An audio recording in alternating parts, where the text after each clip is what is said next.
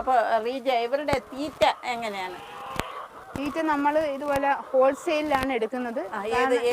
SKM layer മാഷും layer പില്ലറ്റും കൂടെ mix ചെയ്താൽ ലെയർ മാഷും ലെയർ പില്ലറ്റും മിക്സ് ചെയ്താണ്. അതിനൊരു പ്രത്യേകതയുണ്ട്. കാരണം ലെയർ മാഷാകുമ്പോൾ ഇവര് കുറെ കഴിയുമ്പോൾ ഈ പൊടിയൊക്കെ അങ്ങോട്ടും ഇങ്ങോട്ടും കൊത്തിക്കളയും.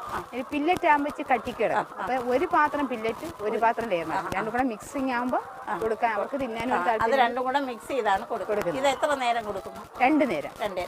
രാവിലെ 6:30 വൈകുന്നേരം 4:30-5 മണിക്ക്. പിന്നെ എത്ര പ്രായമുള്ളതിനെ റീജ വാങ്ങിയത്? ഞാൻ 2 മാസം പ്രായമുള്ളതിന് വാങ്ങി. വാക്സിനേഷനൊക്കെ എല്ലാം കഴിഞ്ഞിരുന്നു.